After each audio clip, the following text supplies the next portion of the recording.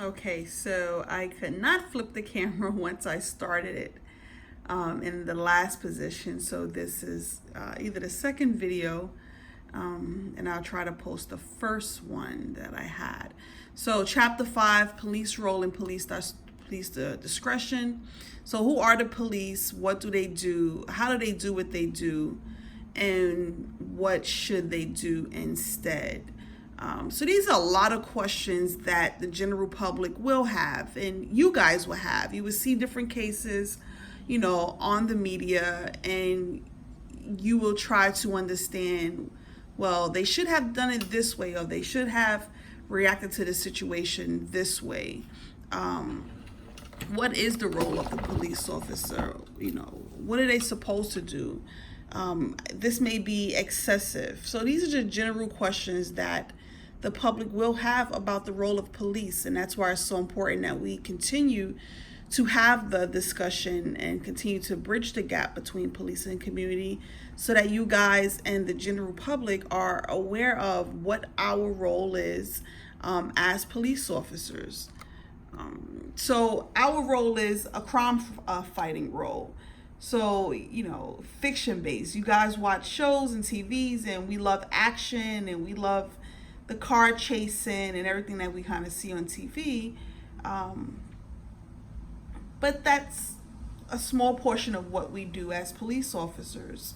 Um, we are here to maintain order within our cities, order within um, the districts in which we serve. The most interaction that police will have with a citizen would be during a traffic stop. That is when it can go just from a ticket to something that's escalated even further than just a regular ticket that's given. Um, Traffic stops can be very dangerous. We talked about traffic stops and, just how you should react, and, felony car stops. We talked about that last class. But the most interaction that a police will have with a citizen will be during a car stop. So the police role is to order, maintain, right? So peacekeeping, ensuring that there's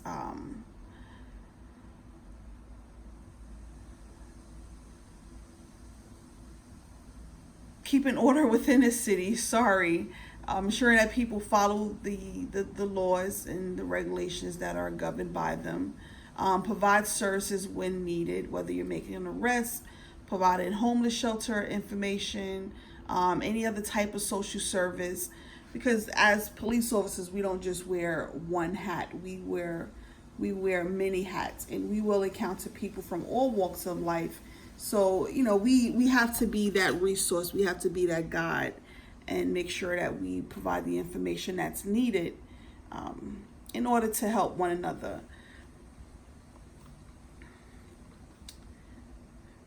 So our role is extremely diverse, and you know you would have to read a book to understand, okay, what, or even be a police officer to understand what our job truly entails. Wherever the community expects police to be, that is what we are to be. We are making great strides, but we'll have cases. If we look at the last case that was in the news, the Amber Geiger case, and we'll talk more about that in person. Was justice served in this case, and what's the role of the police officer, and what's his excessive? In any case that we have, we look at the Eric Garners and the Mike Browns and the Sandra Blands, and all of these cases that are in the media. What is expected of the police? Are they holding up to their end of the bargain? Are they ensuring that the citizens are safe?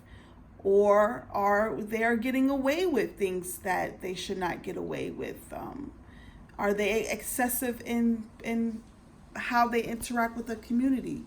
So these are all good questions. They're valid questions that people would have. Good police officers adopt to any given situation, and we talked about that last week. You know, you have to be solution minded. That's as simple as I can put it. Because you guys are not going to walk around with this big old manual of what's expected of you, but you have to make sound judgment and you have to be comfortable in that decision that you make as a police officer. And that's the decision, you know, that's discretion.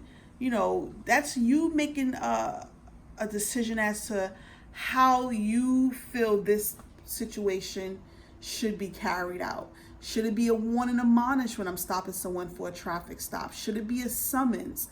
You know, of course, some offenses, there is no discretion, right? Like, you know, major crimes, no, that person's going to get arrested.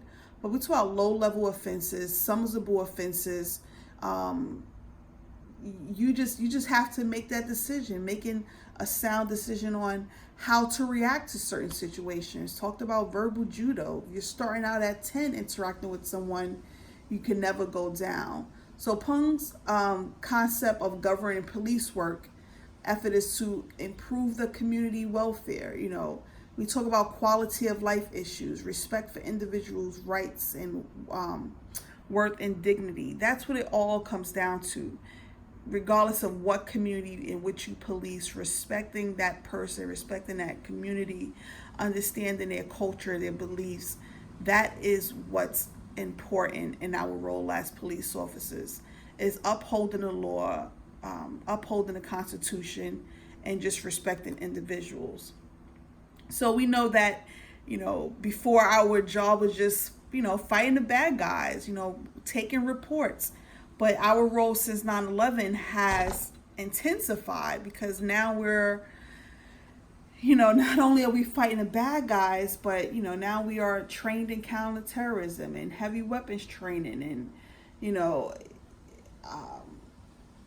it's a lot. It's a lot. It could be intensive for a young police officer to have all of these roles. But so this is what complicates the role even more. And this is where you're wearing different hats. Police are viewed as the front line of homeland defense after 9/11. So this is where you would see, you know, police officers at sensitive locations, you know, because of maybe some threats from the international and joint terrorist task force, you know, providing intels or just ensuring that all of our sensitive locations like the Statue of Liberty, Empire State Building, all of these different places are secure 24/7 to prevent any type of attack from happening again. Then we had specialized units that were formed after 9/11, like critical response, counterterrorism units. These units did not exist before 9/11. So we are the first responders, and it's ensuring that not just a small unit is trained, but a majority of police officers are trained so that first responders responded to such a one of the world's most catastrophic events of 9/11, how we respond won't happen again. Because if we look at the aftermath of the thousands of people that have lost their life just by responding because they weren't properly covered, there was what they call it, you know, SIMS, critical, you know, responding to different mass destructions. You know, we didn't have any of that in place. So now you have strategic response for first responders in these cases. So now what do you have? You have new duties that are put in place for police officers to be trained in. So the primary goal, so you would definitely see this on the midterm. So what is the primary goal of a police officer? The primary goal is to maintain order, protect life and property. That is our job, to maintain order, protect life and property. And this is what our job is, the basic role of the government. We rather call the cops. People may not like us, they may not understand us, but when they need help, we rather call the police because they are here to maintain order, protect life and property. And our secondary goal is, I will go down, you'll see this on a midterm as well, a sense of omnipresence. So what is omnipresence? It's the visibility of police officers. It's seeing police officers on the streets. Citizens feel extremely safe when they see us present on the streets. We are available 24/7, right? There are no days off. We don't get days off. And highly mobile. So we are out there in our vehicles, or whether we're on foot posts. So as you go through your reading, definitely read up on the different police operational styles. I'm not going to go through it right now, but just make sure you go back and you read up on that. So what is discretion? So discretion is the availability of choice of options or actions. So you are held accountable for the decisions that you make when you are a police officer. You know, whether you use excessive force, you have to articulate that as to why you decided to use deadly physical force, and you have to go through that chain of force. You know, what was the initial stop for? How did it escalate? Discretion is mitigating circumstances as well. We talked about this, I believe, last week. So definitely know the difference between police committed versus police uncommitted time. So police committed time are your 911 calls that you get from your dispatcher. It is a direct order from your supervisor. Uncommitted time is when you're not answering those 911 calls, when you're not directed by your supervisor to carry out a certain function.